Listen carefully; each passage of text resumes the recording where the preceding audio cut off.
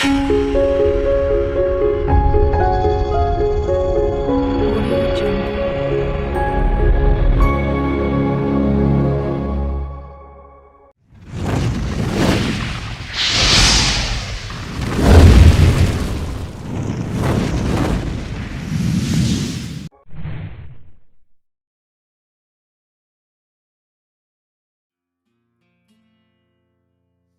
संहिता 40 उसका 11।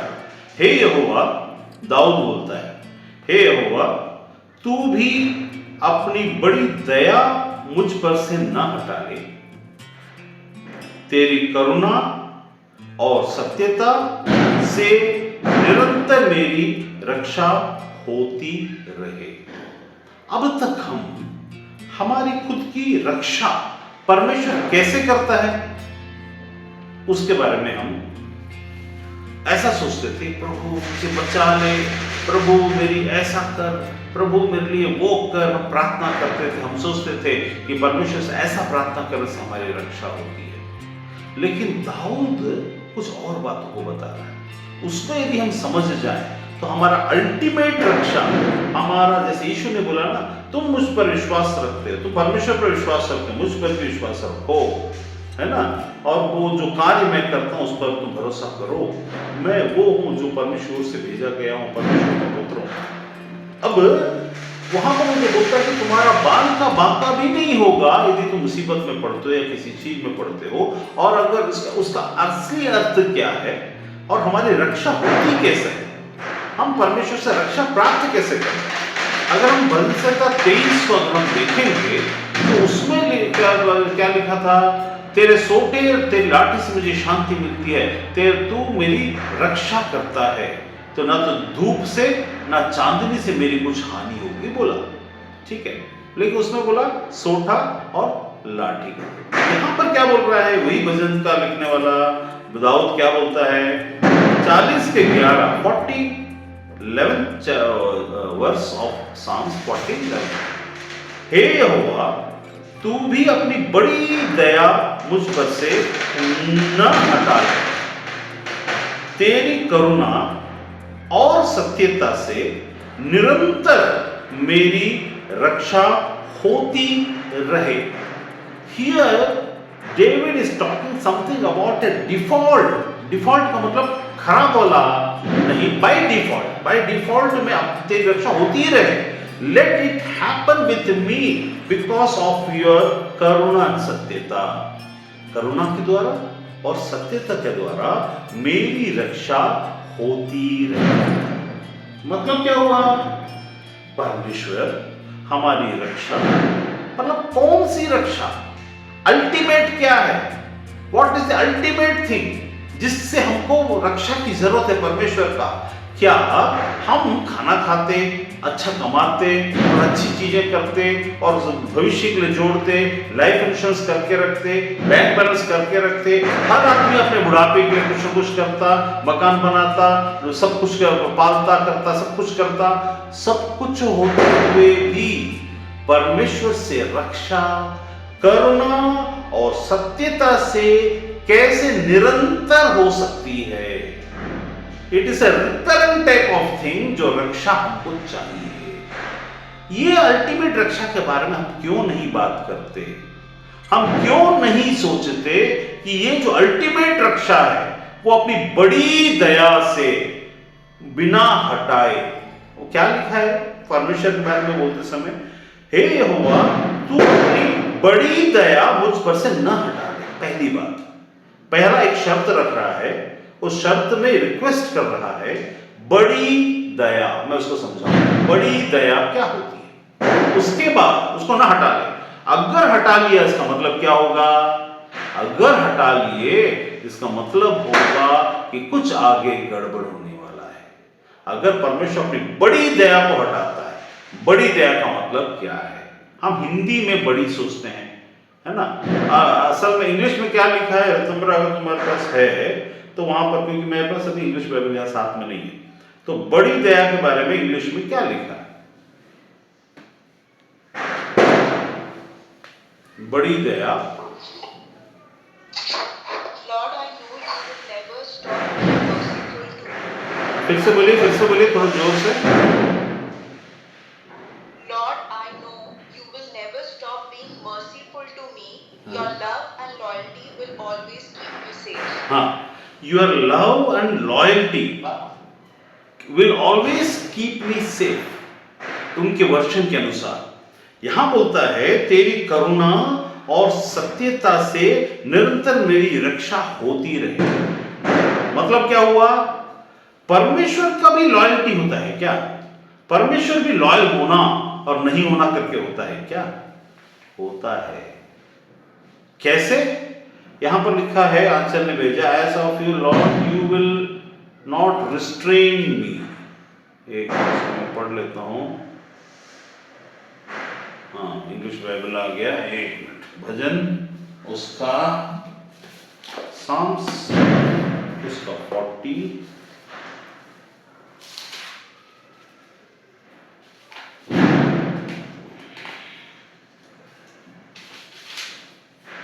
उसका कौन सा वचन? 11।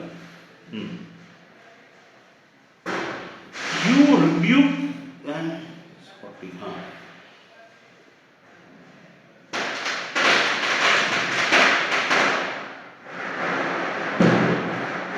I know that you are pleased with me, for my enemies does not triumph over me। नहीं होगी 11 कहाँ गया वो? Do not withhold your mercy from me, O Lord, may your love and your truth always protect me। अब ये बताइए, परमेश्वर का प्रेम और उसकी सत्यता, सच्चाई हमें बचाती कैसे है?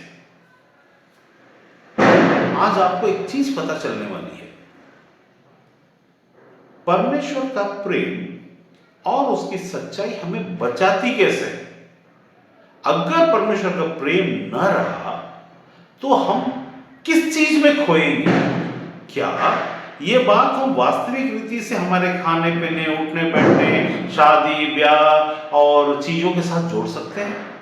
क्या ये हमारे नेबर्स के साथ या हमारे व्यवहार और चीजों की बातों में आकर अटकेगी? क्या वहां पर परेशानी आएगी? क्या ये वो उस बारे में है जहां पर मतलब मेरे को रात को जा रहा हूं, मेरे को सुरक्षा चाहिए, तो परमेश्वर का प्रेम और उसकी सत्यता क्या मुझे उन चीजों से भी बचाती है? वो अगर बचाती है तो कैसे? अगर हमारे जीवन में कोई परेशानी आती है, पैसे की कमी आती है, या कोई मुसीबत आती है, या फिर बिजनेस में कोई लॉस आता है या प्रॉफिट आता है, जो भी होता, घमंड होता या घमंड नहीं होता, उसमें परमेश्वर हमें अपने प्रेम और दया से कैसे बचाता है? हम बचते कैसे हैं? यहां पर दाऊद क्या बोलता है? हे परमेश्वर, तू भी अपनी बड़ी दया, मतलब मर्सी, मुझ में से न हटा लेना। पहली बात। दूसरी बात, तेरी करुणा और सत्यता से निरंतर मेरी रक्षा होती रहे। Let it just happen just like that. तेरा दया से, तेरी सत्यता से, तेरे प्रेम से और तेरी करुणा से, है ना, और तेरी करुणा से मेरी सुरक्षा और रक्षा होती है। कैसे? एज ए क्रिश्चियन और as a believer in Christ, हमको इनमें से कैसे हमको चीजें प्राप्त होती है? सोच कर देखिए। अगर हम नहीं पहचानेंगे तो हो सकता है प्रभु में रहते हुए भी हम नुकसान उठा रहे हैं। ये चीज अगर आज की बात को अगर हम नहीं समझेंगे, ये रहस्य क्या है, तो आपके जिंदगी में नुकसान आएगा और आप बोलेंगे प्रभु मेरे लिए काम नहीं करेगा क्या? Will not God work for me? Will not God lead me out of such kind of trouble? क्यों नहीं कर रहा है? और कर नहीं रहा है तो उसका कारण क्या है? कई चीजें, कई लेवल है इसके अंदर में, बहुत वास्ट सब्जेक्ट है ये। इसके बारे में कलीसिया में न तो कोई प्रचार करना चाहता है, ना बताना चाहता है, क्योंकि बहुत सारे को खुद को पता नहीं कि असल में ये होता कैसे है। ये उस बारे में है जहां पर अगर आप इसको मिस कर जाएं तो हो सकता है परमेश्वर अपनी बड़ी दया के कारण आपको बचा भी रहा हो, लेकिन असली बचाहट जो होनी चाहिए, जहां घबराहट नहीं होनी चाहिए, जहां आपको बेचैनी नहीं होनी चाहिए, जहां आपको परेशानी नहीं होनी चाहिए, जहां आपका विश्वास का बढ़ना जरूरी हो और अच्छा हो, ऐसा चीज का होना के लिए क्या करना पड़ेगा? इस चीज को समझना पड़ेगा। आपकी जिंदगी में बड़ी काम और छोटे काम दोनों डिपेंड करते हैं। कई बार चीजें हो जाती हैं, हम परमेश्वर धन्यवाद देते और गवाही देते, परमेश्वर ने ऐसा किया, वैसा किया, ये किया, ये अपनी जगह है, लेकिन ये जस्ट एक 2% है। 98% में आपसे परमेश्वर प्रसन्न तब होता है जब आप इस बारे में सोचेंगे, इस विषय में सोचेंगे, इस विषय के बारे में आपको पता चलेगा कि ये परमेश्वर अपनी बड़ी दया को न हटाना, और बड़ी दया को न हटाने का मतलब क्या हुआ? उसकी करुणा और उसकी सत्यता हमारे साथ बरकरार रहना। बड़ी दया को न हटाने का मतलब हुआ परमेश्वर हो सकता है, देखिए बड़ी दया का मतलब क्या, मर्सी का मतलब क्या हुआ? वो जो अल्टीमेट है, जो सृष्टि करता है, उसके द्वारा से हम जो सृजे गए हैं, हम तक उसकी सहायता पहुंचती है। ठीक है, वो सहायता पहुंचती है, बाय डिफॉल्ट पहुंचती है, लेकिन परमेश्वर प्रसन्न उसमें नहीं होता है। परमेश्वर आपकी समझ के जागने से, और फिर इसीलिए तो क्या करते हैं, अभी भी देखिए किसी धर्म में छोटे में शादी करा देते हैं, इसमें करा देते हैं, उसमें कर, लेकिन परमेश्वर किस मैच्योरिटी के बारे में बात करता है? पौलुस जब बोलता है तुम अभी तक मैच्योर नहीं हुए, उसका किस मैच्योरिटी के बारे में बात करता है? कलीसिया, बेदाग, बेझुर्री समझ के द्वारा। एक ऐसी लड़की से शादी करें जो पागल है, उससे वो दूल्हा जो रहेगा या पति जो रहेगा वो खुश रह सकता है? नहीं। उससे शादी करिए जिसका बुद्धि का विकास नहीं हुआ है, किसी की बुद्धि का विकास नहीं हुआ है, और ऐसे लोग जिसके बुद्धि का विकास नहीं, उससे अगर आप शादी करेंगे तो क्या होगा? परेशानी आएगी। वहां समझदारी नहीं है। शादी किन दो लोगों के बीच में होनी चाहिए? दो सही में समझने वाले समझदार लोगों के बीच में होनी चाहिए। ठीक है, उनकी जिंदगी पर जो भी छोटा मोटा समझदारी है। लेकिन वहीं पर यहां पर क्या होता है, यदि ये समझ हमारे अंदर नहीं हो और हम परमेश्वर की रक्षा मिल रहा है, हमको उसका वैल्यू नहीं पता चलेगा। हम इन बातों में हम परमेश्वर को तौलना शुरू कर देंगे, जिसमें उसने मुझे एक्सीडेंट से बचाया, बीमारी से बचाया, इससे बचाया, उससे बचाया, फिर हमारे पास कुछ और गवाहियां आएंगी और उस गवाही में हम ये बोलते फिरेंगे, अरे उसको भी तो मुसलमान उसको भी बचाया, हिंदू उसको भी बचाया, जैन उसको भी बचाया, मेरे को भी बचाया, कौन सा नया काम कर दिया? लेकिन यहां पर कुछ और बात है, बचाता तो सबको परमेश्वर। फिर दाऊद ऐसा क्यों बोलता है कि मेरी रक्षा किससे होगी? करुणा और सत्यता से होगी। देखिए वॉइस क्रैक होने का मैं कुछ भी नहीं कर पाऊंगा, क्योंकि मेरे पास मेरे हिसाब से इस जगह में इतना ही है, इस जगह में। तो अगर वॉइस क्रैक हो रहा है तो आपको क्या करना पड़ेगा, है ना, आपको वीडियो को देखना पड़ेगा।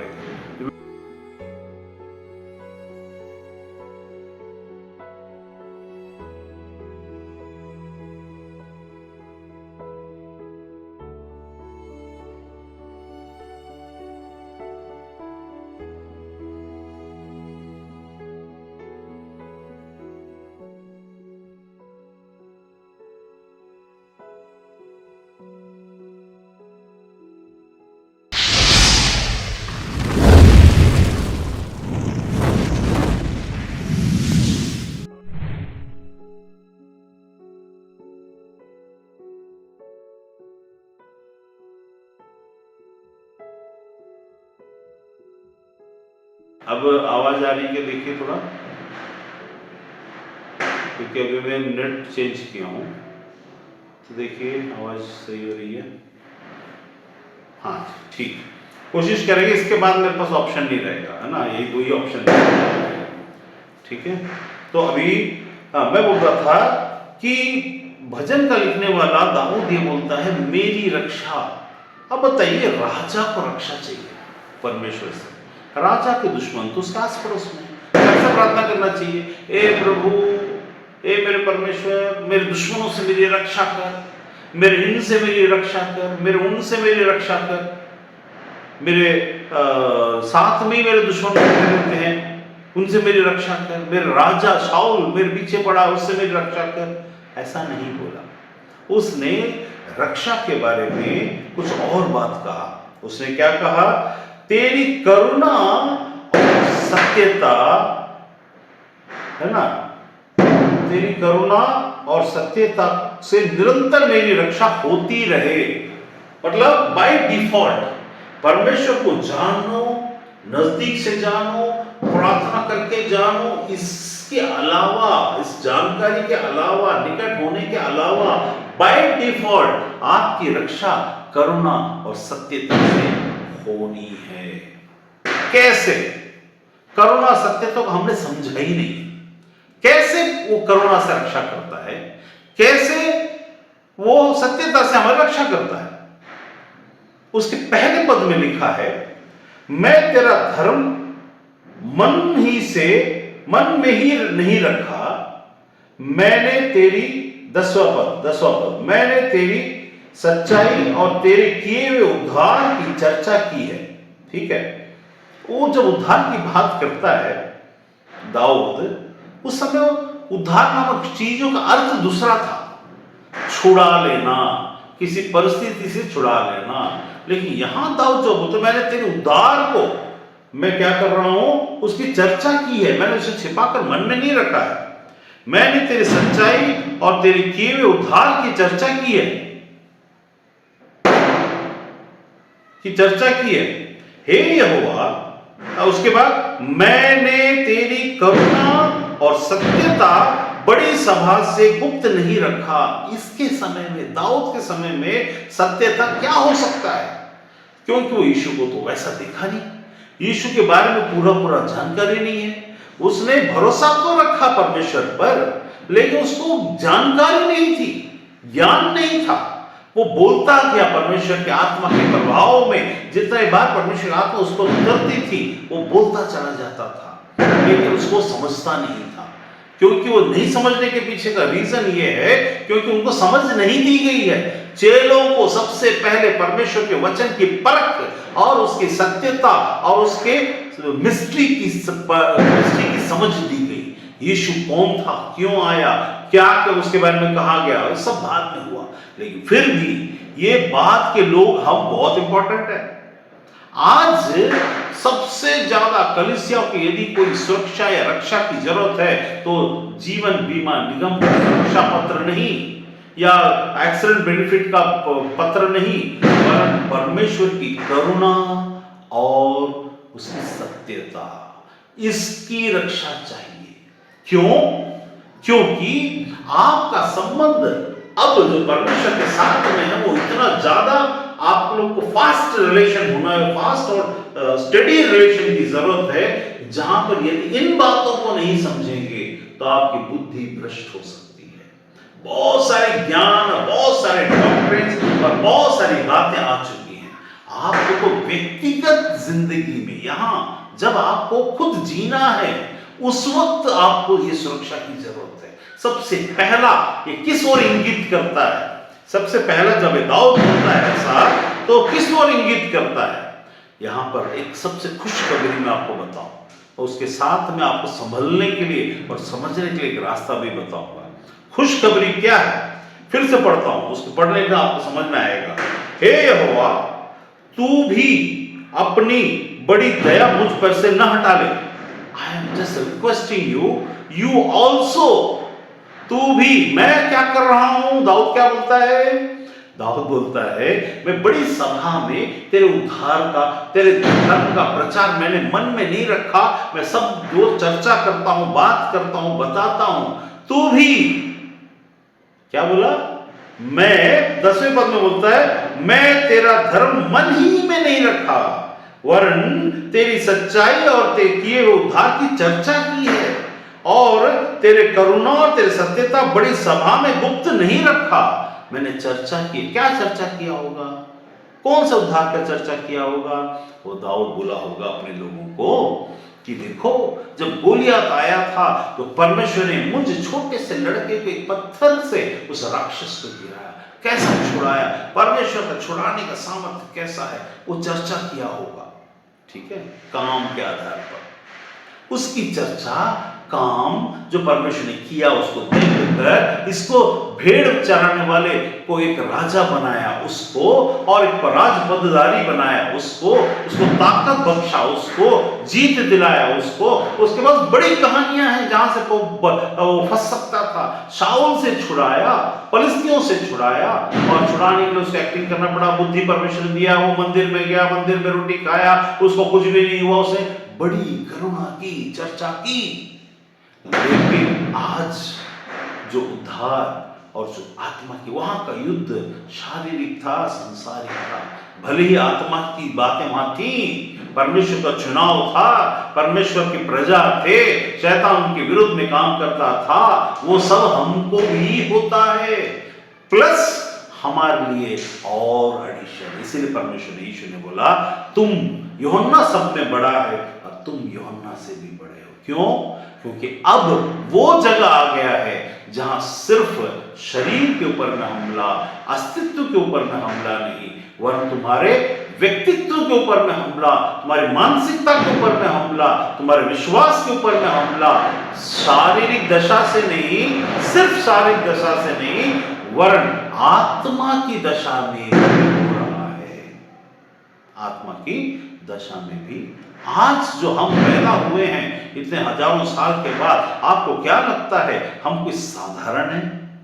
हमको परमेश्वर साधारण नहीं, बड़े जागरूक अवस्था के लोगों में शामिल करके, बुद्धिमत्ता के लोगों के अवस्था में शामिल करके, word of wisdom, word of knowledge और प्रोफेसी और हीलिंग को, इसको उसको सारे गिफ्ट्स को देखकर, वह आत्मिक वरदान से तृप्त करके, परमेश्वर अपनी भाषा के द्वारा से हमसे, किसी से बात करके, किसी से समझाकर, हमको याद दिलाकर, निरुत्तर करने की क्षमता के साथ आज के डेट में खड़ा करने के लिए हमको रखा। लेकिन हमको क्या चाहिए? बहुत सारा ऐसा चीज है जिसमें एक प्रश्न आपके पूरे विश्वास को डामाडोल कर सकता है। आपके एक जानकारी गलत जो सही जैसा दिखता हो, आपके पूरे विश्वास को डामाडोल कर सकता है। उस समय तो वे लोग बच गए, दाऊद के समय में दाऊद बच गया, क्योंकि उसको केवल विश्वास की प्रामाणिकता को देखकर विश्वास में बने रहना था। लेकिन आज हम बच नहीं सकते, क्योंकि हमारा युद्ध मन में और बुद्धि में आपके मध्य में आप इतने उलझे हुए हो कि आपको समझ में नहीं आता कि भैया मैं करूं तो क्या करूं, ये मेरी जिंदगी। क्योंकि आप इतने कंफ्यूज हो जाओगे कि आप संसारी बातों को आत्मा में नहीं जोड़ पाओगे, आत्मा की बातों को संसार में नहीं जोड़ पाओगे। आपकी सुरक्षा और आपकी रक्षा का स्रोत क्या है आपको पता नहीं चलेगा। आप सोचोगे प्रार्थना ही है जिससे सब कुछ हो सकता है। नहीं, आज सिर्फ प्रार्थना से काम नहीं चलता। आपको प्रार्थना तो दास करता है, विनती करता है, हम मित्र भी हैं, तो उसकी समझ हमारी समझ का एक होना जरूरी है। आज हमसे परमेश्वर भरोसा, उस समय में उन पर भरोसा करके नहीं चलता, वो नहीं तो परमेश्वर किसी और को तैयार करेगा। लेकिन आज यीशु ने क्या बोला? मैंने तुम्हें दास नहीं वरन मित्र क्यों कह दिया हमको मित्र इतना आसानी से? ऐसी कुछ भी बोल के मित्र बोल दिया। मित्र के लायक बनना है तो एक मन का होना, उसकी समझ मेरी समझ, उसका सोचना मेरा सोचना, वो बोलना मैं गलत फहमी न पालना, वो कुछ सिखाना मैं उसको उल्टा उल्टा न समझना, वरन वो जो बोलना चाहता उसी एंगल में समझना। कई बार क्या होता है, कई बार ऐसा होता है कि हम, परमेश्वर कुछ बोल रहा होगा, अभी आपस में हम देख लेते हैं, मैं कुछ बोल रहा हूं, सामने वाला कुछ और अपनी ईगो में समझेगा, और वो कुछ बोलेगा, मैं अपनी दशा में उसको समझूंगा। यार ये मिसअंडरस्टैंडिंग दूरियों का कारण बनता है। वैसा ही यदि परमेश्वर की दया, करुणा और सत्यता से हमारी रक्षा न हो तो हम भटक सकते हैं उस अल्टीमेट स्रोत। यीशु ने क्या बोला मालूम है? याद रखिएगा, तुम मुझसे अलग होकर कुछ भी नहीं हो सकते। क्या बोला? तुम मुझसे अलग होकर कुछ भी, ऐसा मान लो, कुछ भी उखाड़ नहीं सकते, कुछ भी नहीं उखाड़ सकते मुझसे अलग होकर। क्यों? तो बाकी लोग नहीं उखाड़ रहे क्या? यीशु ने बोला, मैं तुमसे बच्चा राज्य कर रहा हूं, मैं तुमसे बच्चा उस विषय में बात कर रहा हूं जो साधारण लोगों को समझ में आएगा ही नहीं। तो शैतान को तो मालूम है यीशु के बगैर कुछ नहीं कर सकते।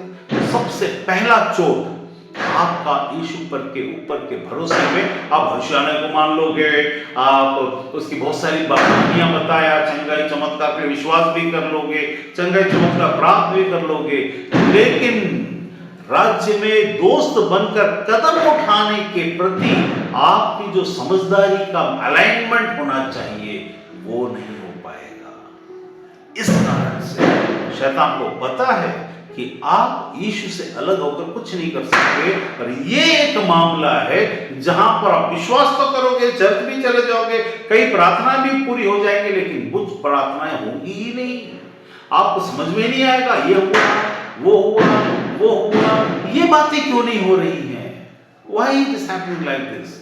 आपकी तैयारी कुछ होनी है और आप तैयार कुछ हो रहे हो, तो परमेश्वर क्या बोलेगा? इसके क्यों होता है ऐसा? क्योंकि करुणा और सत्यता से हमारी रक्षा नहीं होगी। करुणा और सत्यता से हमें कैसे? करुणा को हम एक व्यक्ति, एक सिंपल टर्म्स में इसको समझा, ऐसे बोल के भी खत्म कर सकते हैं। अल्टीमेट करुणा कौन है? यीशु है। अल्टीमेट सत्य कौन है? यीशु है। मार्ग सत्य जीवन नहीं हूं, मैं ही दया करने वाला परमेश्वर हूं। ठीक है, हो गया खत्म। पर्सन है, वो हमारी रक्षा करेगा, ऐसा बोलकर जा सकते हैं। लेकिन भैया ये बातें तो मन से जुड़ी हैं, बुद्धि से जुड़ी हैं, डॉक्ट्रिनल हैं, और सही होना जरूरी है। यदि हमने परमेश्वर के अल्टीमेट गोल जो हमारे लिए उसने नियुक्त रखा, उन बातों को साधारण समझकर चले जाएंगे तो चीजें तो रक्षात्मक तरीके से दिखेंगी, लेकिन हमारा उसके साथ का संबंध बढ़ेगा ही नहीं। हम बोलेंगे प्रभु मैं तुझमें बढ़ना चाहता हूं, मैं तेरे नजदीक और आना चाहता हूं। भैया उसको करने के लिए ये चाहिए, उसकी करुणा से और उसकी सत्यता से। करुणा और सत्यता पर्सन तो है, लेकिन पर्सन के साथ में स्टेट भी है, स्टेट ऑफ बीइंग भी है, और उससे सब्जेक्ट भी है। करुणा एक सब्जेक्ट भी है, सत्यता एक सब्जेक्ट भी है। वहां पर एक पर्सन है, उसके साथ में पर्सन के साथ जुड़ा हुआ सब्जेक्ट। इसीलिए अंडरस्टैंडिंग की जरूरत है, इसीलिए समझदारी की जरूरत है, इसीलिए समझ का खुलना जरूरी है। इसीलिए आज कलीसिया क्यों भटक रहा है? कोई भी झूठा नबी या कोई भी झूठा व्यक्ति आकर कोई आशय कम दिखा देता, पानी को वाइन में बदल देता, हमको लगता है ये सच्चा विशुद्धता है, हम इस आधार पर चले जाते हैं। जबकि परमेश्वर की बातें आपके द्वारा, आपके लिए और आपके बगैर नहीं हो सकती। परमेश्वर के राज्य में प्रवेश आपके द्वारा, आपके लिए और आपके बगैर नहीं हो सकती। बस यहां सुरक्षा चाहिए। वो दाऊद यहाँ पर एक डीलिंग करता है। देख, मैं बड़ी चर्चा करता हूं, मैं मन में तेरे प्रेम को, मैं अपनी बातों को छुपा के नहीं रखा हूं। प्रभु सुन ले, मैं चर्चा करता हूं, तेरी बड़ी सी सभा में चर्चा करता हूं। लालच दिला रहा। दाऊद क्या कर रहा है? लालच दिला रहा, बोल रहा है परमेश्वर को, देख प्रभु मैं ये सब कर रहा हूं ना, तू भी, इसीलिए बोलता तू भी, यही हमको नहीं करना है। हमको क्या नहीं करना है? पुराने नियम में बहुत सारी बातें हैं जो हमको नहीं करना है। उनमें से एक ये है, ये वाला डीलिंग नहीं करना है। क्यों नहीं करना है? अगर करना है तो क्या करना पड़ेगा मालूम है? यीशु ने सेंत मेद में अपनी जान को दिया, वो तुम्हारा प्रभु है, तुमको भी सेंत मेद में जान को देना है, दे दो। हो सकता है तब वहां पर बातें नहीं, हमको काम भी करना है ना, पीछे। यहां दाऊद बोलता है तू भी डील कर रहा है। Don't deal any dealing with God, because he has already given such a deal कि हम उसको चुका ही नहीं सकते, चुका ही नहीं सकते। मैं बोला ना, एक खुशखबरी बताऊंगा, खुशखबरी यहां बता रहा हूं। यहां क्या होता है? हे यहोवा, तू अपनी बड़ी दया मुझ पर से न हटा ले, तेरी करुणा और सत्यता से निरंतर मेरी रक्षा होती रहे। इसका मतलब क्या मालूम है? इसका मतलब है परमेश्वर के चुने हुए लोगों, जब तक कि तुम परमेश्वर यीशु से आप अलग नहीं हो जाते, तब तक आपका परीक्षा और आपकी परेशानी इस बात को नहीं समझने के कारण आएगी, आपका शैतान आपका बाका भी नहीं कर सकते। यदि ये समझ आपके अंदर है, नहीं तो शैतान आराम से घुस सकता है। इसका मतलब क्या हुआ?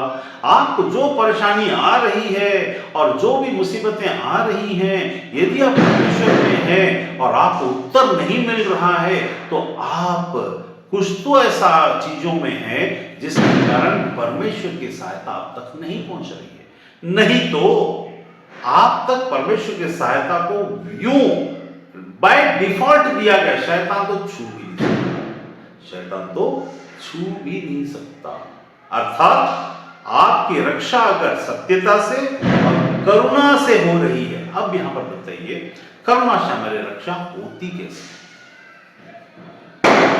करुणा से हमारी रक्षा होती है। सबसे अल्टीमेट उद्धार है, आत्मा का उद्धार, वो तो हो चुका है ना। जब भी हम ईश्वर पर विश्वास करते हैं, आत्मा का अल्टीमेट उद्धार हमारा हो गया। अब करुणा की जरूरत क्यों है? क्योंकि हम गलती का पुतला है, हमसे गलती होगी और वहां करुणा की जरूरत है। यीशु में आते ही सब एंजल नहीं बन गए हैं। यीशु में आते ही प्रकाश घुस गया, अब नया जन्म हो गया, अब सब चीज बदल गया। हाँ देखो, सब नई हो गई हैं आत्मा में, लेकिन शरीर और संसार में आते आते उसमें भी टाइम लगता। इसीलिए बड़ी दया और बड़ी करुणा चाहिए। Means there is a timing. Mercy के पीछे में एक समय है। परमेश्वर को हम जो बोलते हैं बड़ी दया बड़ी करुणा के साथ मुझ पर से मत हटा, मतलब प्रभु मैं गलती कर सकता हूँ, जानबूझ के तो नहीं करूंगा, लेकिन कई बार अनजाने में रहते हुए भी कुछ चीजों को मैं जान के भी कर लेता हूँ, और ऐसे में तेरी दया को मत हटा प्रभु। क्या मतलब है? अपनी गलती को परमेश्वर के सामने मान लेना। अपनी गलती मानने वाले और गलती ना मानने वालों का अंतर यहां शुरू हो जाएगा। बोलेंगे मैं गलत नहीं हूं, तू गलत है। परमेश्वर ने बोला दूसरा गलत होते हुए भी तू बोलना मैं गलत हूं। ऐसे कैसे बोल सकते हैं? हम गलती नहीं है फिर भी हम गलत कैसे हो सकते हैं? क्योंकि हमारे अंदर बड़ा धीरज, परमेश्वर ने हमको बड़ी करुणा को दिखाया, बड़ा दया को दिखाया, हमारे अंदर भी बड़ा धीरज होना था। हम धीरज को कैसे दिखा सकते हैं? सहकर, चीजों को सहकर। जब अपने होते हैं तो हमको सहना पड़ता है, ठीक है। सहने के द्वारा हम परमेश्वर के प्रेम को प्रकट करते हैं। और मूर्ख नजर आएंगे संसार में मूर्खता नजर आएगी, लेकिन सहने के द्वारा हम प्रेम को प्रकट करते हैं। और अपने ऊपर दूसरी बात क्या होती है, क्यों हमको ऐसा करना है? क्योंकि हम पर दया की गई है अपने आत्मा के विषय में, तो संसार के विषय में भी तो हमको दया करना है। तो परमेश्वर सामने जब हम जाते हैं तो उसकी बड़ी करुणा चाहिए, क्योंकि हम जल्दी सुधरते नहीं हैं। हम सुधरते सुधरते सुधरते सुधरते टाइम हो जाता है। उसकी बड़ी दया अगर ना हुई तो हम यीशु से कट सकते हैं। इसलिए दया हमको चिपका के रखता है। परमेश्वर क्या, अच्छा कोई बात नहीं, ठीक है, अगली बार नहीं करना, हाँ ठीक है, अच्छा अगली बार ऐसा नहीं होना चाहिए, ठीक है, अरे प्रभु देखना फिर से ऐसा हो गया, अरे ऐसा नहीं होना चाहिए। ऐसा करके हम क्या करते हैं? परमेश्वर हमसे बात करता है ना। तो हाँ, तो अभी क्यों चाहिए हमको बड़ी दया? हम जिनसे बात करते हैं उन्हीं के खिलाफ हो जाते हैं। जो बात तो समझ में नहीं आती उस वक्त हम बड़बड़ कर देते हैं, फिर बाद में समझ में आने लगती है। कुछ बात समझाते, जब हमारा थोड़ा समय अच्छा रहता है, कमाई होती है, नाम होता है, शोहरत होता है, ऐसे समय में हमको ऐसा लगता है सब चीज अच्छा होता ही चला जाएगा, मेरे बल पर हो रहा है, मुझ पर आशीष है। याद रखिए, जब कोई ये बोलता है परमेश्वर मुझे इतनी आशीष दी, उतनी आशीष दी, वो ये बोल रहा है मैं उसके लायक हूं। वो मुंह से तो बोलेगा मैं उसके लायक नहीं हूं, लेकिन असल में उसकी क्रियाओं से बोल रहा है मैं इसके लायक हूं, तभी तो परमेश्वर आशीष दे रहा है। एक समय आता है वो आशीष का समय समाप्त होता है। वो जो आशीष बोल रहे, परमेश्वर आशीष ऐसे नहीं होती जो हम सोचते हैं। परमेश्वर आशीष ये हो गया वो हो गया, सब अच्छा हो रहा तो परमेश्वर आशीष है, ऐसा इज़राइली लोग बोलते थे। हम लोग को क्या बोलना है? इसलिए यीशु ने बोला दुख उठाना अवश्य है। क्यों दुख उठाना अवश्य है? ये कौन सा दुख उठाना है? जब दुख उठाने की बात आती है तो धीरज की बात आती है और सहने की बात आती है, तो हमारे मन के अंदर विद्रोह और प्रश्न और शक नहीं आते हैं। करुणा हमको सुरक्षा कैसे करेगा? उसकी करुणा जो हम पर बनी हुई है, वो करुणा याद मुझे रहना चाहिए। उसकी करुणा याद आनी चाहिए। जब याद आएगी और उसकी करुणा को हम समझेंगे तो हम आगे करुणा कर पाएंगे और हम कौन सी चीज में नहीं फंसेंगे? परमेश्वर के स्थान को लेने में नहीं फंसेंगे। ऐसा नहीं। मैं ऐसा क्यों बोल रहा हूं कि हम करुणा करने से परमेश्वर के स्थान को नहीं लेने में वाला पाप करेंगे। नहीं लेने वाला मतलब लेने वाला पाप नहीं करेंगे परमेश्वर स्थान। कैसे? जब हम करुणा करते हैं तो हम जज नहीं करते, ठीक है? जब हम करुणा करते हैं हम किसी का न्याय नहीं करते।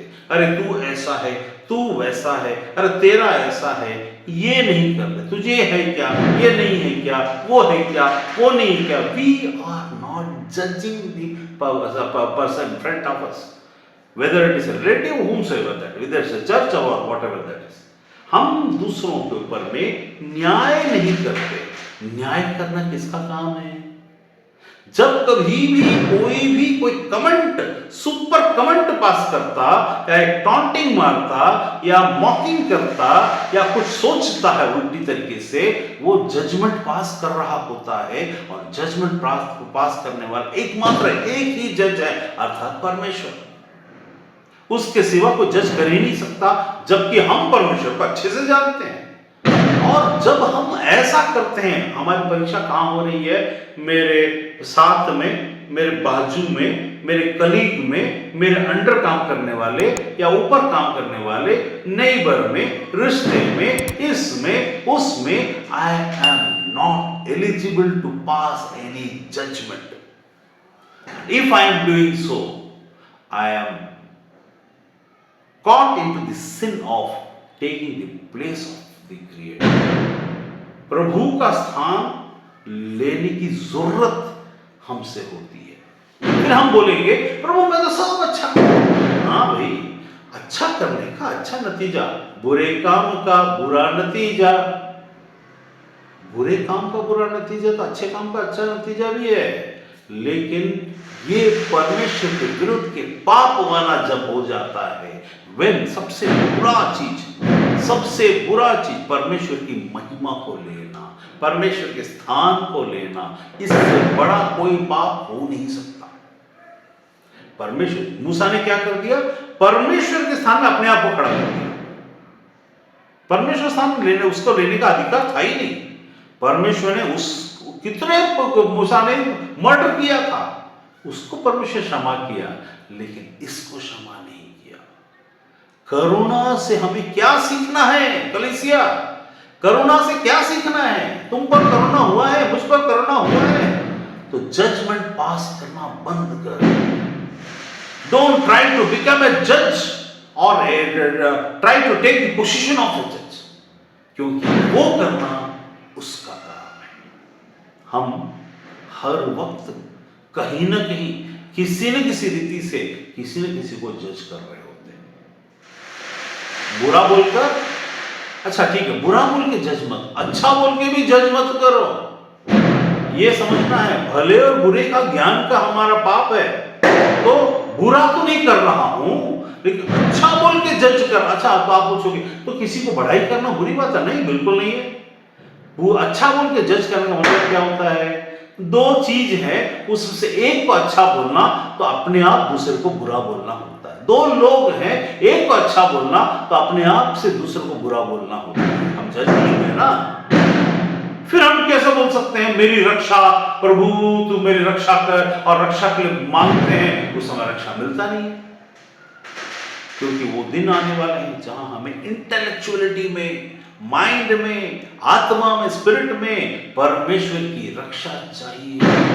Until unless we don't get that security और सुरक्षा वहां से हमको अगर नहीं मिले, इसका मतलब आप समझ लीजिएगा आप फंसने वाले हैं। आने वाले युगों में यही होने वाला है, आने वाले दिनों में यही होने वाला है। पवित्र आत्मा खुलकर स्पष्टता से कहता है, परमेश्वर की सुरक्षा आपको करुणा और सत्यता से, अब मैं आगे आऊंगा सत्यता के लिए, अभी हम करुणा में हैं। सत्यता तो यीशु है, सत्य, और करुणा भी यीशु है। उसने अल्टीमेट करुणा दिखाया, वो हमको अपनी आत्मा के द्वार से, भजन संहिता के इस बात के द्वारा से एक चीज को स्पष्ट करता है, मुझसे अलग होकर कुछ भी नहीं कर सकता। इसका मतलब क्या है? जितने भविष्यवाणी करते हुए परमेश्वर से अलग होकर भविष्यवाणी कर रहे हैं, परमेश्वर से अलग हटकर चंगाई और चमत्कार कर रहे हैं, वो यीशु का नाम तो ले रहे हैं, लेकिन खुद को भविष्यवक्ता, I am the profit, I am बोलने का जरूरत किसी आदमी को, किसी औरत को, किसी बच्चे को, किसी बूढ़े को, किसी लड़की को, किसी लड़के को नहीं है। आई एम द प्रॉफिट ना, मत बोल किसी से पूछ, आई एम अ प्रॉफिट, तुमने परमेश्वर का, यही झूठा भविष्यवक्ता है। कोई झूठा भविष्यवाणी करने वाले कौन है? कि भविष्यवाणियां सच हो जाएंगी, लेकिन वो व्यक्ति झूठा है। आप झूठे हो यदि आप कहते हो आई एम कुछ ना कुछ, आई एम दिस कुछ ना कुछ, I am that, I am बोलने का जरूरत परमेश्वर के छोड़कर कुछ भी कोई भी नहीं कर सकता। आपसे अगर पूछा जाए तो आप क्या बोलोगे अपने बारे में? आई एम बोलने के बजाय मैं आई एम हिज, किसका servant? I am his servant बोलने से भी गलत होता है, याद रखिएगा। Who are you in Christ? I up till now a student in Christ. We are all students in Christ. कोई भी गुरु नहीं, इसीलिए ईश्वर ने एक बात याद रखना, इसको साधारण नहीं लेना, कोई अपने आप को गुरु ना कहलवाए। बहुत सारे लोग मेरे को गुरुजी बोलते हैं, उनको पता ही नहीं है गुरुजी बोलते हैं, वो बोलते, मैं नहीं बोलता, ना तो मानता ना तो बोलता। क्यों? हमारा एक ही गुरु है, गुरुर ब्रह्म गुरुर विष्णु गुरुर देवो महेश्वराय, गुरुर साक्षात परब्रह्म तस्मै श्री गुरुवे नमः। उसी गुरु की वंदना कर जो पाप को खत्म करता हो, सृष्टि करता हो, है ना। गुरुर ब्रह्म सृष्टि करता, गुरुर विष्णु पाप को खत्म करने वाला, विश्व को खत्म करने वाला, गुरुर देवो महेश्वराय सारे देवताओं को, सारे भगवानों को, सारे ईश्वरों को, सारे प्रभुओं के ऊपर का प्रभु महा ईश्वर हो, तस्मै श्री गुरुवे नमः। हमारे एक ही गुरु, हम गुरु नहीं है, हम स्टूडेंट हैं।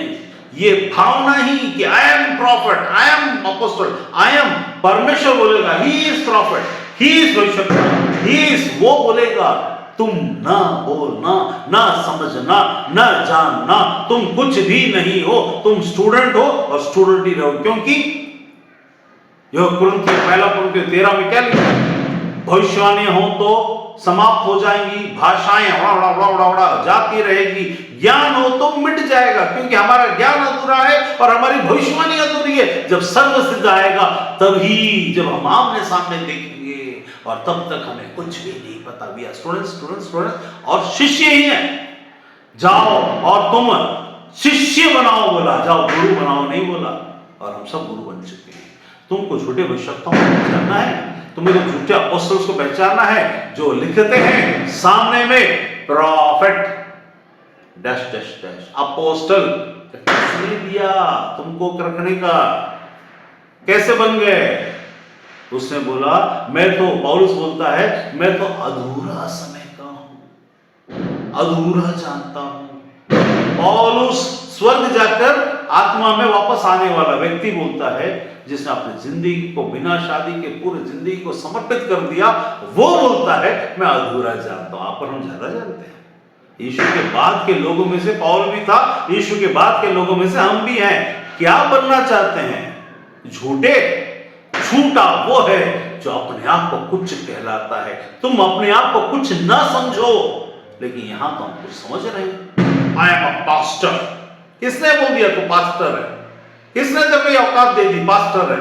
दुनिया बोले, प्रभु बोले, लेकिन तुम अपने आप को न कहलवाना, न कहलवाना। विश्वासी भी मत कहलवाना। तुम कौन हो? मैं विश्वासी हूं, मत कहलवाना। तुम्हारा काम दिखाए तुम कौन हो, तुम मत कहलवाना। तुमको कहलाने की बात है तो तुम इंसान हो ना, उतने में रहो ना। परमेश्वर तुम्हें जो बनाना है वो बनाएगा। करुणा से तुम्हारी रक्षा होनी है तो परमेश्वर की दी हुई कोई भी ओहदे को खुद का समझकर doctor, reverent, pastor, profit, apostle, ये होटल मत कहलवाओ, ये झूठे हैं। शिक्षा सही हो सकती है, याद रखिए, शिक्षा सही हो सकती है उनकी, लेकिन परमेश्वर की नजर में झूठे। वे जाके क्या बोलेंगे? वे बोलेंगे क्या प्रभु मैंने तेरे नाम से अच्छी अच्छी शिक्षाएं नहीं दी? लेकिन परमेश्वर बोलेगा लेकिन मैंने तुमसे कहा गुरु न कहलवाना, प्रॉफिट न कहलवाना, लोग डालने दो। वहां पर क्या लिखा था? पौलुस और बरनबास जब थे उसमें क्या था? लोग उसको पकड़कर वो शिष्यों को, बरनबास है कि सिलासों में भूल गया, लेकिन शिष्यों को जब वो अरे हमारे बीच में देवता आ गए, हमारे बीच में देवता आ गए हैं, उन्होंने कपड़े फाड़े, उन्होंने अपने क्लोथ्स फाड़े, कपड़े फाड़े और मातम मनाया, हाय ये तुम क्या कर रहे हो? वो बोले नहीं नहीं नहीं, तुम हमारे भगवान हो, तुम भगवान उतर आए हो। क्योंकि उन्होंने किसी को जिंदा किया, किसी लंगड़े को ठीक किया, किसी लूले को ठीक किया, लेकिन वो कहलाए नहीं, कहलवाना नहीं चाहते थे। क्योंकि एक सच्चा परमेश्वर का दास, एक सच्चा भविष्यवक्ता अपने आप को कुछ भी नहीं करवाएगा, उसको ईगो से करना चाहिए। मेरी प्रेज होनी चाहिए, let my ministry grow, international ministries, world ministries, है ना, टीवी जो शो है ना, वर्ल्ड का चर्च, पूरी दुनिया का। शैतान आएगा ना कहलवाना। ये सब छोटी छोटी बातें हैं जिससे कि तुम अपने विश्वास की रक्षा, आपके विश्वास की रक्षा कैसे होगी? ये बोल के नहीं कि आई एम रेवरेंट, ये बोल के कि प्रभु तू जो कहे मैं वो करूंगा, लोग क्या कहते हैं वो जाने, लेकिन मैं तो तेरा दास हूं। यीशु के जैसा पूछने पर उत्तर नहीं देने वाली हमारे अंदर होनी चाहिए। यीशु से पूछा गया तू कौन है बेटा, कौन है तू? उसने बोला चुप। तू क्या है? चुप। आपको क्या लगता है यीशु को बोलने में बड़ी परेशानी होती होगी? मैं परमेश्वर का पुत्र हूं, वो मनुष्य होकर नहीं कह सकता। ये मजबूरी को समझिए। You should understand this into your deep mind and deep heart, and it should be inclined and induced into our faith. उसने कहा, उसने कुछ कहा ही नहीं, उसने चुप रहा। उसने जब सोच कर देखिए, जब यूहन्ना के चेले उसके पास आए, उसे यूहन्ना तुझसे पूछता है तू कौन है, तू कौन है? यूहन्ना तुझसे पूछता है जो मसीह आने वाला था, क्या वो तू ही है? यीशु ने उनको देखा और वहां वचन में लिखा कुछ भी उत्तर नहीं दिया, लेकिन वो लूलों को, लंगड़ों को, इसको उसको चंगा करके दिखाया और चुप रहा और बोला जो कुछ तुमने मुझे करते हुए देखा है उसको जाकर बताओ। मतलब क्या हुआ इसका? You should understand by this, आपको मालूम होना चाहिए, आपके काम बताएं आप कौन हो, आप मत बताओ आप कौन हो। यही है झूठा और सच्चे के बीच का अंतर। झूठा विश्वासी और सच्चे विश्वासी के बीच का अंतर। जो झूठा विश्वासी होता है वही झूठा भविष्यवक्ता भी होता है, वही झूठा पासवान भी होता है। क्यों? क्या उसकी शिक्षाएं गलत हैं? नहीं। क्या उसकी भविष्यवाणियां गलत हैं? नहीं। क्या उसकी सब भविष्यवाणियां पूरी नहीं होती हैं? होती होंगी, लेकिन फिर भी वो झूठा है क्योंकि उसने अपने आप को परमेश्वर सामने कुछ कहलवाया इस आधार पर, क्योंकि उसको पहला कुरिन्थियों का कुछ 12, 10, 12, 13 का चैप्टर पता है जिसमें लिखा है कुछ को भविष्यवक्ता, कुछ को अपोस्टल, कुछ को शिक्षक, कुछ को पास्टर, कुछ को मिरेकल वर्कर, ऐसा पवित्र आत्मा बांटता है। ये हमको नाम लेने के लिए नहीं बोला, हमको समझने के लिए बोला। पवित्र आत्मा कैसे काम करता है इस ओहदे को लेकर घूमो ऐसा नहीं बोला, इस ओहदे को लेकर चलो ऐसा नहीं बोला। आज आप विश्वासी का ओहदा लेकर चलते हैं, उसमें भी आप अगर अपने आप को विश्वासी हो बोलते हैं तो भी गलत है, क्योंकि आपका विश्वास काम में दिखाइए और चुप रहिए। परमेश्वर चुप रहने का एक परंपरा बनाया था। यीशु ने कहा जा और इसे किसी से न कहना। आज भी वो है। यहां दाऊद क्या बोलता मालूम है? क्यों दाऊद के साथ आगे जाकर के कुछ हुआ? दाऊद क्या बोलता है? मैं तेरी बड़े काम की चर्चा अपने मन में नहीं रखा, वरन बड़ी सभा में करता हूं। हम भी करते हैं, ठीक है। तो उसके बाद क्या आता है? याद रखिए, डील आता। परमेश्वर से ही हम डील करना शुरू करते हैं, परमेश्वर से व्यापार चालू हो जाता हमारा। अब प्रभु मैं तेरा ना अमेरिका में जाके करूंगा, ऑस्ट्रेलिया में जाके करूंगा, सारे जहां में तेरा प्रचार करूंगा, और परमेश्वर मैं ना सुसमाचार को कोने कोने में फैलाऊंगा। तेरा नाम का जीवन जिंदा परमेश्वर मुझ में है, उसकी आत्मा मुझ में है। यीशु नाम में चंगा हो जा, यीशु नाम में सब होता है भाई।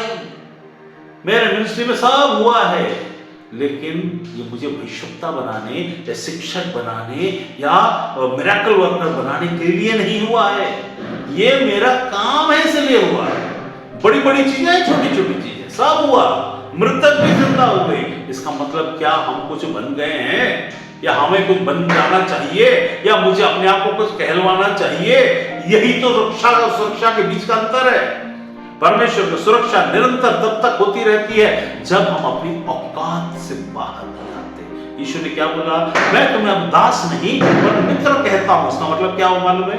एक दास को, एक नौकर को आप मित्र बना दो। कल को जिस दिन वो मित्र बनने के बाद परमेश्वर, मतलब हम उसके कंधे में हाथ रखना और वो हमारे कंधे में हाथ रखने में अंतर हो जाएगा। वही स्थिति है। आपको परमेश्वर ने जो चाहे बनाया हो, लेकिन आप कंधे में हाथ रखने वाली स्थिति में मत चले जाना, क्योंकि आपको पता नहीं वो सृष्टि करता है। आप उस औकात में, परमेश्वर मुझे औकात दिया तो मैं कुछ भी कर लूं, तुम्हारी औकात तुमको मालूम होनी चाहिए। कोई भी अपने आप को जितना समझना उससे अधिक ना समझे, वचन में है ना, वो याद रखना है। आपको झूठे लोगों को पहचानना कैसे? बड़े बड़े मिरेकल के पीछे मत चले जाइए, क्योंकि ये मिरेकल झूठे लोगों के द्वारा से हो रहा है यीशु के सच्चे नाम में, और ये होगा। यही आपकी परीक्षा है। आपके अंदर परमेश्वर की आत्मा है कि संसार की आत्मा? शैतान की आत्मा नहीं बोला, परमेश्वर की आत्मा है या संसार की आत्मा है? यहीं पर परख होगी और आप समझोगे वो जैसा है हम भी वैसा ही बन जाए। वो मरने के दम पर जब आएगा तो बोलेगा, हे प्रभु मुझे क्षमा कर, मैं सारी जिंदगी तेरे मिनिस्ट्री करते करते मैंने लोगों से झूठ बोला, ये बोला, वो बोला, बोल के स्वर्ग चला जाएगा। आप धोखे में रह जाओगे। आप उसके जैसे ही आप भी बनने के चक्कर में पड़ जाओगे। फिर पता चला डब्बा गोल, सारा किया करा पानी फिर जाएगा आपको। जो इसीलिए एक जगह परमेश्वर यीशु ने एक चीज बोला था, याद रखिए, जो कोई तुमको वापस दे सकता है उनको जाकर के मत दो, जो तुमको नहीं दे सकता उनको जाकर के दो। क्यों? इसका मतलब क्या? क्योंकि यहीं पर प्रतिफल अगर मिल गया तो स्वर्ग में तुम्हें क्या प्रतिफल मिलेगा? यही तुम्हारा नाम हो गया तो स्वर्ग में जाके क्या नाम होगा? यहीं पर तुमको इज्जत मिल गया तो स्वर्ग में जाके क्या इज्जत मिलेगी तुम्हारी? तब तुम सावधान रहे। इसका मतलब इज्जत नहीं मिलेगा। इज्जत मिलना और बहुत मिलने में अंतर है। बहुत मिलने में बाद में किस दिन समझाऊंगा होता है। जो आत्मा की पहचान, कौन थे? यीशु को कौन इज्जत देता था? वो 12 चेलों में से 11 चेले इज्जत देते। एक दो था इज्जत वो भी नहीं देता था। 11 आपके आसपास में 11, 10, 15, 20, इससे ज्यादा आपको इज्जत देने वाले नहीं मिलेंगे। वो जो आपको नजदीक से जानते होंगे वही आपको इज्जत दे सकते हैं। दूर से पहचान सुनी सुनाई बातों को लेकर बेइज्जत करते रहेंगे। क्यों? क्योंकि उनको सुनने में मिलेगा। मान लीजिए यीशु है यहाँ पर, और यीशु है तो उसको क्या सुनने को मिलेगा? अरे वो तो ना बेलजबूब के द्वार से दुष्ट आत्माओं को निकालता है, वो तो ना पीकड़ों को साथ में घूमता है, वो तो व्यभिचारी स्त्रियों के साथ में रहता है, वो तो उनके साथ पीता खाता और करता, उपवास भी नहीं करता, कुछ भी नहीं करता, कोई रीति रिवाज पालन नहीं। ऐसे सुनने को मिलेगा। आपके बारे में भी ऐसी सुनने को मिलता है बाहर में। तो लोगों को सुनी सुनाई बातों को विश्वास करने का बहुत शौक है, तो वो आपको इज्जत देंगे नहीं। कौन देगा? जो आपको नजदीक से जानेंगे। उसमें भी कुछ लोग नहीं देंगे और उसमें भी कुछ लोग देंगे। तो आपको सबसे पहले अपनी इज्जत की फिक्र छोड़ना है, क्योंकि आपकी इज्जत की फिक्र यही एक उसका उपाय है। आप उसे पूछेंगे ऐसा करने के लिए उपाय क्या करूं मैं कि परमेश्वर मेरी इज्जत करे, भले संसार करे या ना करे।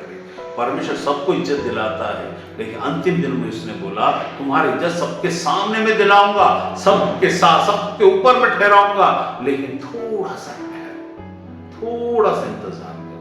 ये थोड़ा इंतजार हमारे जीवन खत्म होने तक भी हो सकता। आप ये मत सोचिए कि यही संसार में हो जाएगा।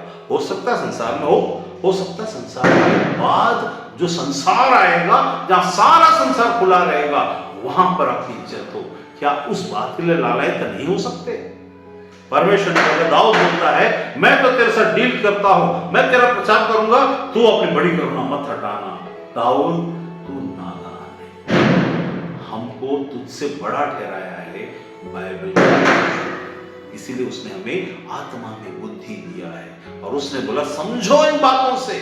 वे तो नादान थे, ना समझते, को पता ही नहीं था। वे इस कोशिश में थे कि उनके सामने में मैं आ जाता, लेकिन धन्य वे हैं जो मुझे बिना देखे विश्वास करेंगे, जो मुझे जानेंगे नहीं फिर भी विश्वास का और आत्मा की बातों को समझेंगे। हम आत्मा की बातों को समझ नहीं रहे हैं। हम संसार में कुछ बातों को ले लेते, पुराने नियम से कुछ ले लेते, नए नियम से कुछ ले लेते। अभी जो भविष्यवक्ता बोलकर घूम रहे हैं और चमत्कार चंगाई, आपको क्या पता? लिखा है ना, यहां तक कि चुने हुए भरमाए जाए। चुने हुए कौन है? आज जो यहाँ पर बैठकर सुन रहे हैं सब चुने हुए हैं, और आप भरमाट में तो नहीं आ गए। चमत्कार करने वाला कोई ना बड़ा नाम, भविष्यवाणी करने वाला कोई बड़ा नाम, उस नाम के पीछे में तो नहीं है। कहीं आप मेरे पीछे में तो नहीं है। भूल जाइए, इंसान किसी का उद्धार नहीं कर सकता। धन्य है जिसका भरोसा प्रभु पर। इसका मतलब बिल्कुल आत्मा मत मारिए। इसका मतलब है कि आत्मा में पहचानिए, आत्मा में जानिए, और आत्मा में परमेश्वर की आत्मा के द्वारा से उभारे जाकर जो चीज होना चाहिए वो इंपॉर्टेंट है। तो यहां पर आप पहचानेंगे कैसे कलीसिया में झूठे भविष्यवक्ता? मैंने फिर कह दिया, झूठा भविष्यवक्ता झूठी भविष्यवाणी नहीं करता। झूठा भविष्यवक्ता सच्ची भविष्यवाणी करता है। झूठा भविष्यवक्ता सिर्फ परमेश्वर के नाम लेकर बोलेगा, सब परमेश्वर को महिमा मिले, लेकिन कोशिश करेगा उन लोगों से दुश्मनी करने का और उन लोगों से दूर रहने का जो उसको महिमा नहीं देते। वो क्या करेगा? काम में तो प्रभु को दिखाएगा, लेकिन कंडक्ट में शैतान को दिखाएगा। तो क्या करेगा? अपनी तरफ खींचने वाला हर काम करेगा जिससे कि उसको महिमा में लाइक्स मिले, ज्यादा लाइक्स मिले, ज्यादा सब्सक्राइबर्स हो जाएं। मेरे पास अभी मेरे पास 35,000 सब्सक्राइबर है ना, 35,000। लेकिन हिंदी जानने, सब इंग्लिश जानने वाले, हिंदी जानने वाले मुश्किल से 100, 150, 200 ऐसे हैं। अब उसमें मैं कितना सब्सक्राइब हुआ, कितना लाइक हुआ, मुझे चिंता ही नहीं है। मेरा चीज जब बाहर में ट्रांसलेट करके कहीं जो उन लोगों से बात करते तो मुझे समझ में आता है कि वे परमेश्वर के कितने नजदीक आ रहे हैं। भविष्यवक्ता जो सच का हो, जो परमेश्वर से मुक्त हो, उसका काम है परमेश्वर के नजदीक, उसके वचन के नजदीक सच्चाई को खोल कर रख देना और परमेश्वर के उस उजाले को दिखाना। आपकी जिंदगी में परमेश्वर का ना समझ वाला अगर यहाँ पर उसके वचन का प्रकाश न पहुंचा हो, उस जगह के प्रचार, उस जगह के अंतर्गत, इसका मतलब मैं ये नहीं कहता कि भविष्यवाणी मत करो, मैं ये नहीं कहता, क्योंकि मैं तो करता हूं। मैं ये नहीं कहता चंगाई चमत्कार मत करो, मैं तो करता हूं। लेकिन कौन करता है? हमारे द्वारा से परमेश्वर जब करता है तो उसको समझो कि this is not you but the spirit of God and the faith that has been created into you, the gift of faith. वो gift of faith मतलब विश्वास भी जो गिफ्ट में दिया गया, मुफ्त में दिया गया, हमारे लिए दिया गया, काम के कारण दिया गया, जरूरत के कारण दिया गया, इसके कारण हमको मिलता, वो गिफ्ट को अपना बकौती ना समझना। जब हम बोलते हैं आई एम ए प्रॉफिट, किसने नियुक्त किया प्रॉफिट? बोलने के लिए? तुम प्रॉफिट हो तो दिखाओ। तुम्हारे मुंह खोलते ही परमेश्वर का उजाला, परमेश्वर का प्रकाश और परमेश्वर के सामर्थ्य बहना चाहिए, और परमेश्वर का उजाला जाते ही लोगों का अंधकार दूर हो और परमेश्वर के नजदीक आए, परमेश्वर को भय बढ़े और परमेश्वर को पहचानना और जिज्ञासा में चलना, ताकि वो राज्य में परमेश्वर के राज्य की संतान ठहराया, वहां हमें राजा ठहराया, उसकी चाहत को रखना और इंतजार करना धीरज के साथ। अधीर होना। इस जगत में क्या कर देगा? इस जगत में अधीर होना क्या कर देगा? हमको शैतान में, संसार में फंसा देगा। तो यहां पर फिर से मैं उसको पढ़ता हूं, तो ध्यान से सुनिए। परमेश्वर की यहां पर लिखा ना, उसने बोला, मैं तेरी करुणा और सत्यता बड़ी सभा में गुप्त नहीं रखा। ठीक है, बहुत अच्छा किया बताओ। अब आगे बता, तेरा प्रार्थना क्या है? हुआ उसको देखिए, उसका टोन देखिए।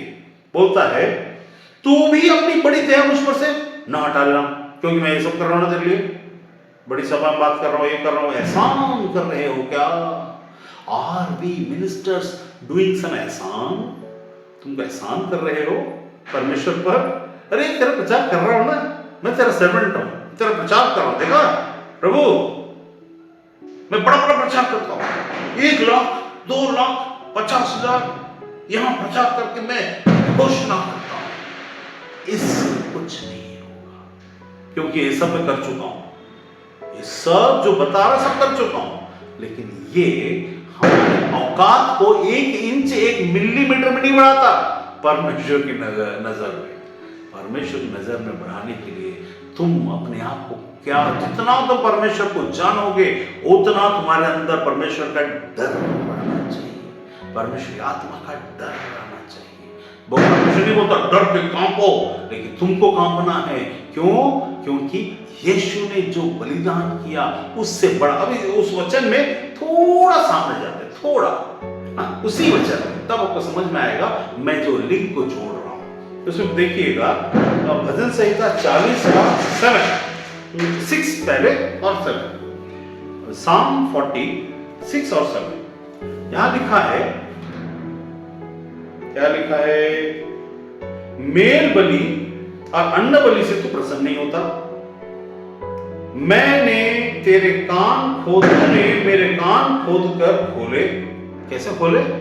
कान को खोद कर, परमेश्वर ने कान खोद कर, मतलब गहराई में समझ। इन बातों को साधारण मत ले, गहराई में समझ। कान खोद कर, हम खोदते गहराई में, अंदर जाने के लिए माइनिंग करना, कुछ बहुमूल्य डालना या निकालना, कुछ बोना या निकालना। कान खोद कर खोले, होम बलि और पाप बलि तूने नहीं चाहा। तब मैंने कहा, यह है भविष्यवाणी। दाऊद को ही नहीं पता वो क्या बोल रहा है, लेकिन वो बोल रहा है, उसको ध्यान दीजिए। तब मैंने कहा, देख मैं आया हूं, क्योंकि पुस्तक में मेरे विषय में ऐसा ही लिखा हुआ है। अब मेरे साथ इसी को निकालिए, इब्रानियों की पत्री 10वां अध्याय। इब्रानियों इसके बाद आता है, इब्रानियों नए नियम में, ठीक है। इब्रानियों आता है आपका तीतुस, फिलमोन के बाद। फिलमोन, तीतुस, फिलमोन, पहला थिस्सलुनीके, इफिसियों, थिस्सलुनीकियों, तीतुस, फिलमोन, उसके बाद इब्रानियों। उसका 10वां अध्याय। हम कुछ और आयाम को ढूंढ रहे हैं, आप कुछ और आयाम को देख रहे हैं। 10वां अध्याय इब्रानियों, हिब्रूस, इब्रानी मतलब हिब्रूस, 10वां अध्याय, उसका 5। इसी कारण वह जगत में आते समय कहता है, इसी कारण वो जगत में आते समय, कि कौन जगत में आते समय? यीशु। देखिए क्या लिखा है, बलिदान और भेंट तूने न चाही। मैं वहां क्या पढ़ा था? वहां पर मेल बलि और अन्न बलि से तू प्रसन्न नहीं होता। यहां क्या लिखा है? बलिदान और भेंट तूने न चाही, पर मेरे लिए एक देह तैयार की। होम बलियों और पाप बलियों से तू प्रसन्न नहीं हुआ, ठीक है। रिचुअल से प्रसन्न नहीं हुआ, फालतू की बकवास बातों से प्रसन्न नहीं होता, क्योंकि उसने उसके लिए देह। तब मैंने कहा, वहां क्या लिखा है? 7 में देखिए, 40 के 7 में लिखा है, तब मैंने कहा। 1 से तब 40 के 7 में, तब मैंने कहा, देख मैं आया हूं। यहां क्या लिखता है? इब्रानियों 10 के 7 में, तब मैंने कहा, देख मैं आ गया हूं। वहां क्या लिखा था? देख मैं आया हूं। यहां क्या लिखा है? देख मैं आ गया हूं। I am already descended. मैं ऑलरेडी आज वहां क्या बोला, वहां परमेश्वर की बातों को समझने के लिए, सुनने के लिए वो आया। देख, मैंने कहा मैं आया हूं। अब यहां क्या बोलता है, देख कई सालों के बाद प्रभु पिता परमेश्वर, मेरे पिता, मैं शब्द आ गया हूं उस देह में जिसने मुझे तैयार किया। ठीक है, तब मैंने कहा देख मैं आ गया हूं, पवित्र शास्त्र में मेरे विषय में लिखा हुआ है ताकि परमेश्वर तेरी इच्छा पूरी करूं। ये हमारी बात होनी चाहिए। यीशु ने क्या बोला, गुरु से चेला बढ़कर नहीं होता। यहां पर तो यीशु जिंदा था शब्द में, और पिता जो पिता परमेश्वर था उससे उसने कहा देख मैं तेरी इच्छा को पूरी करूं। यहां लिखा, मेरे विषय में ऐसा लिखा हुआ है कि हे मेरे परमेश्वर, मैं तेरी इच्छा पूरी करने से प्रसन्न हूं और मेरे व्यवस्था में, मेरे अंतःकरण में बसी है।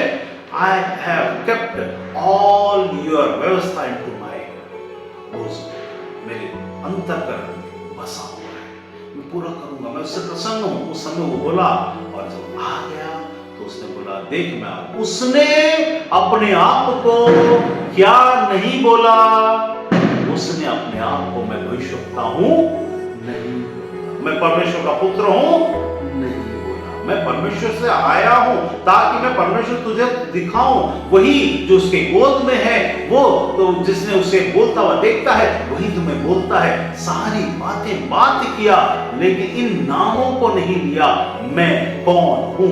इसीलिए तो मुसलमान हो, हिंदू हो, सिख हो, ईसाई हो, कोई भी हो, कहां बोला वो परमेश्वर, कहां बोलो शब्द परमेश्वर, वो तो यूहन्ना ने बोला, उसने अपने मुंह से कहां बोला। अरे मूर्ख हो, वो नहीं बोलेगा, वो बोल नहीं सकता। क्यों?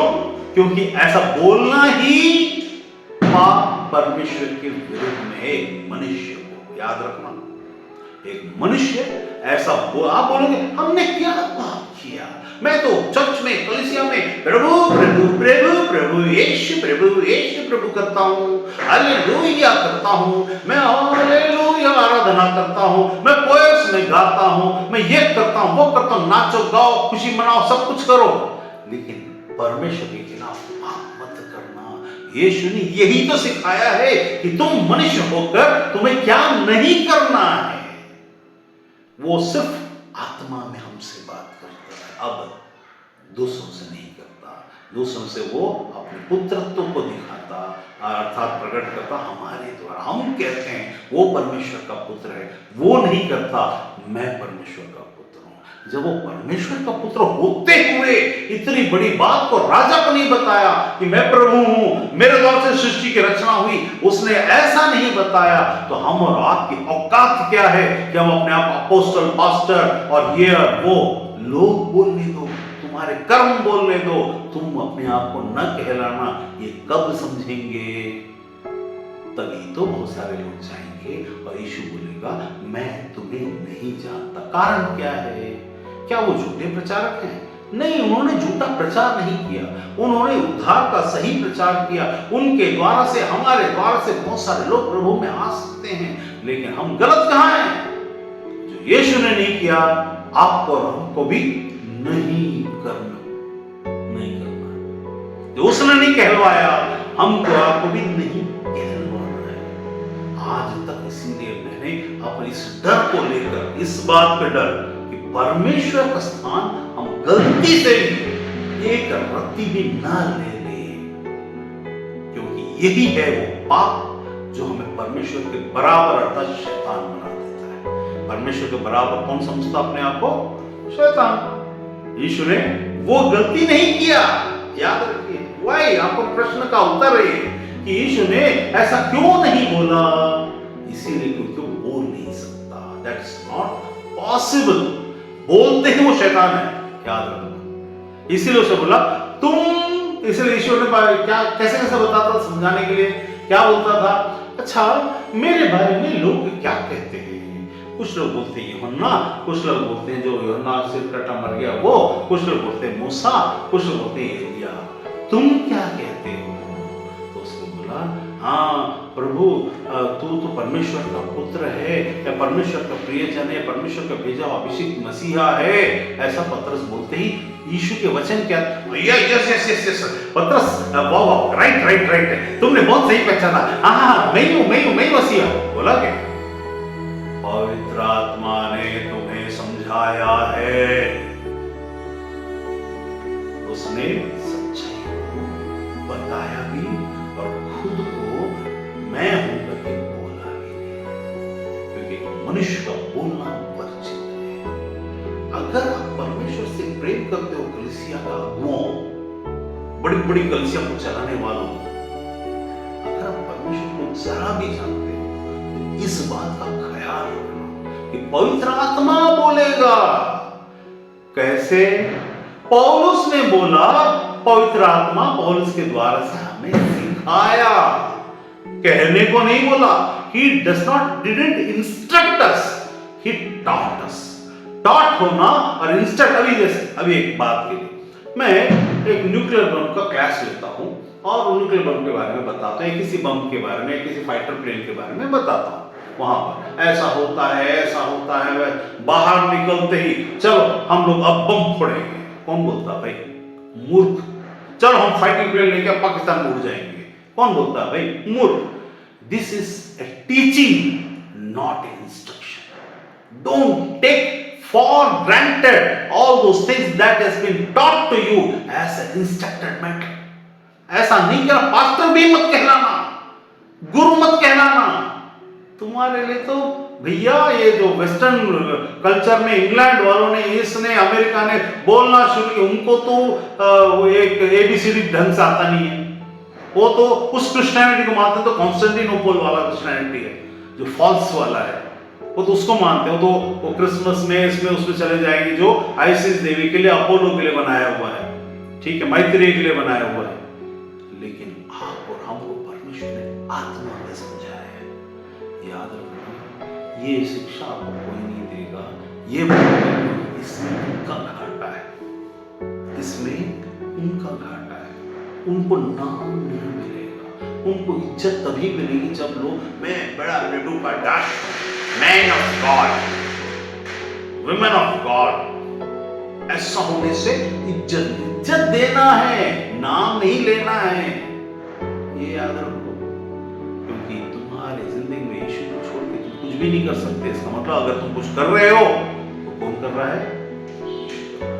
जब यीशु कर रहा है, उसको साइड किनारा करके तुम खिसक के वहां पर आत्मा में बैठ कर, फिर तुम, परमेश्वर तुमको तुरंत नहीं हटाएगा।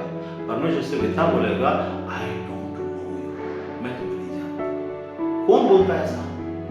एक बात, परमेश्वर का मतलब क्या होता है?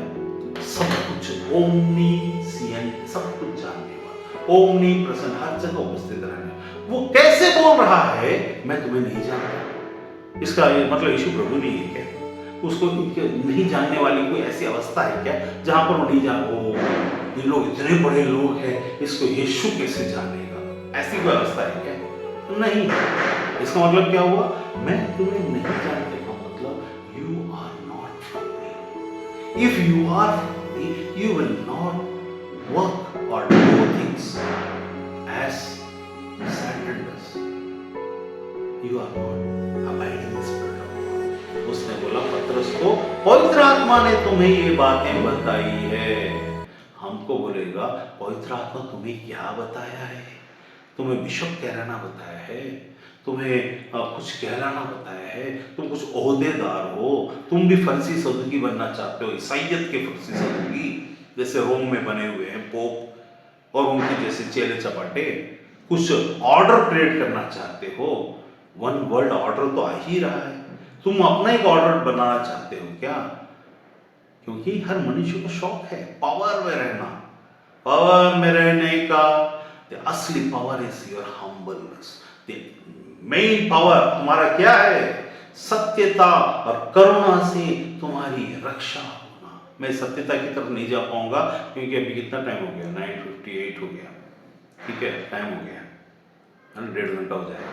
सत्यता को मैं छोड़ूंगा, लेकिन अभी मैं करुणा में टिका हुआ। अगली बार याद दिला दीजिए अगर याद होगा तो, है ना, सत्यता के, वो सत्यता में फिर कैसे होता है करके। तो यहाँ याद रखिए यहां पर आपकी रक्षा तब तक नहीं हो सकती एक अल्टीमेट बातों में, जहां आपको अगर ऐसा लगता आप सब कुछ सही है, फिर भी इसका मतलब है आपने अपने परिवार में परमेश्वर के विषय में कहीं ना कहीं कमाई में घमंड किया, या तो आपने अपने टैलेंट में घमंड किया, या तो आपने आपकी प्रार्थना में, कितने सारे लोग हैं, you have to pray like this, you have to pray like that, what is this like this and like that prayer, होता क्या है?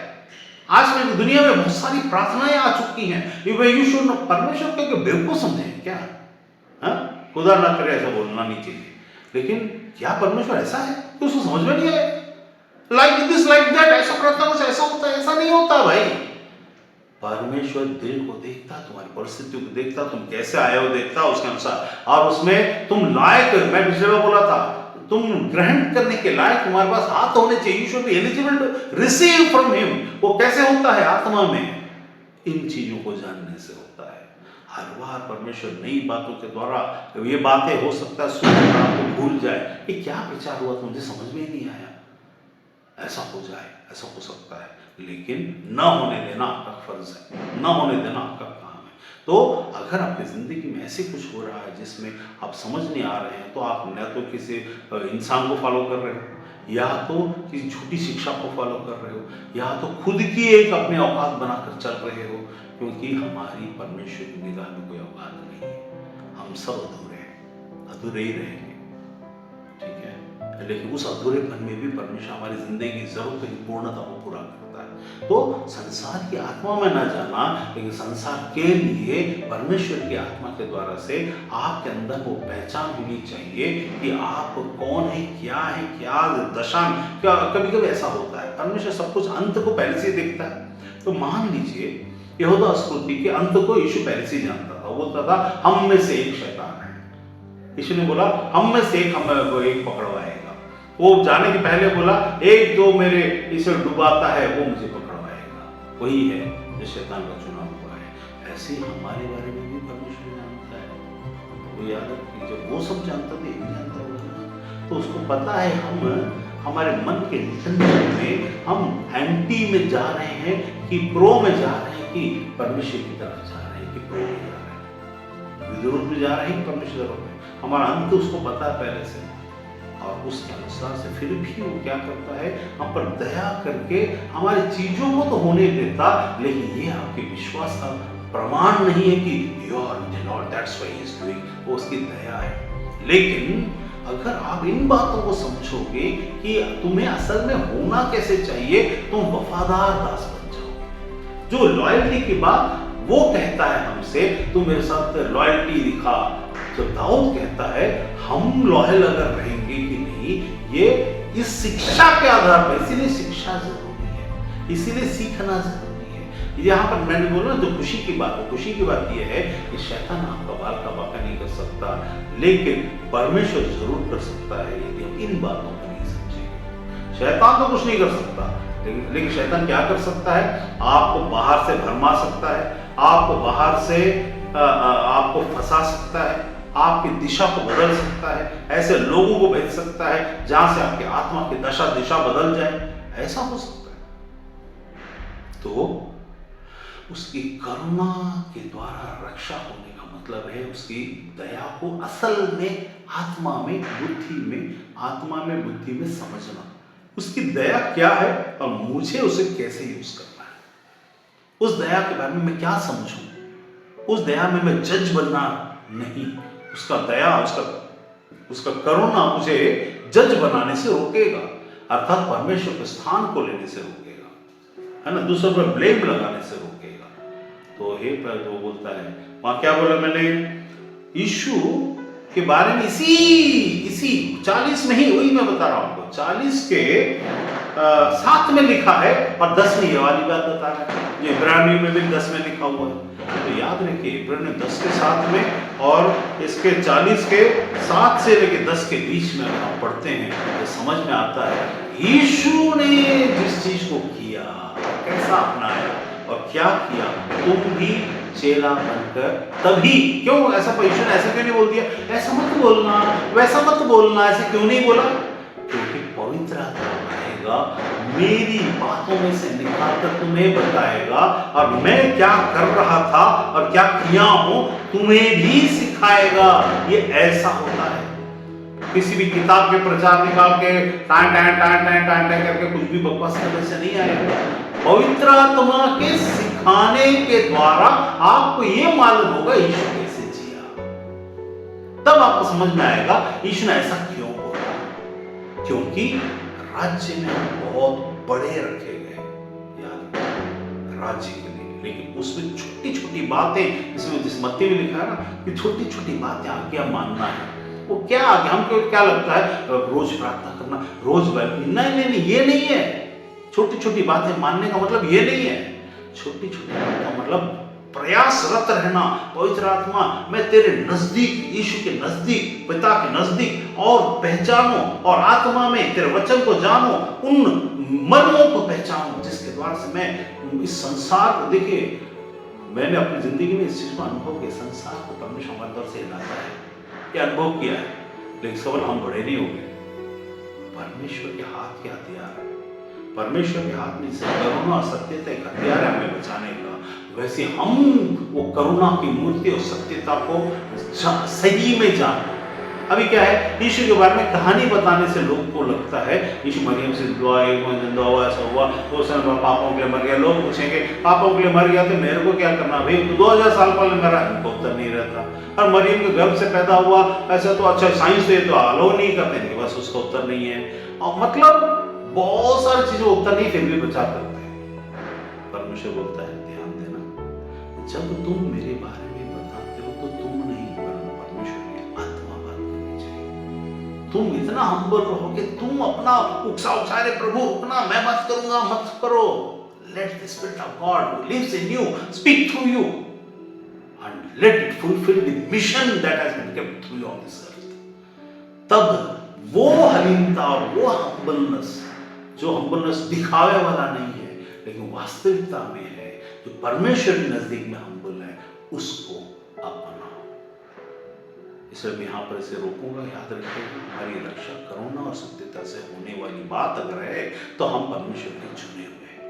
इसको अगर हम पूरा पूरा नहीं समझे तो चुने हुए तो हैं, लेकिन हम शैतान के हाथ में इस्तेमाल किए जाने के लिए, परमेश्वर के दास कहलाते हुए भी शैतान के हाथ में यूज किए जाएंगे। इसलिए हमको सावधान, परमेश्वर इस वचन पर आशीष दे।